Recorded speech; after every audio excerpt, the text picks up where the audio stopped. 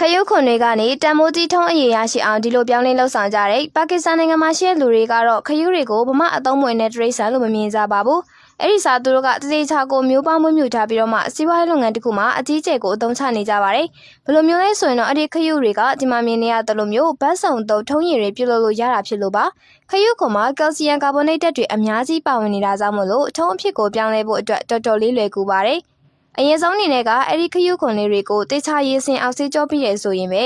အပိုစိန်ခက်မများပေးထားတဲ့မီးဖိုကြီးတွေကိုထည့်ပြီးတော့မှအခုမြင်နေရတယ်လို့အဖြူရောင်အဖက်ဖက်တွေပြောင်းလဲသွားတဲ့အထီကိုအပူပေးရမှာပါ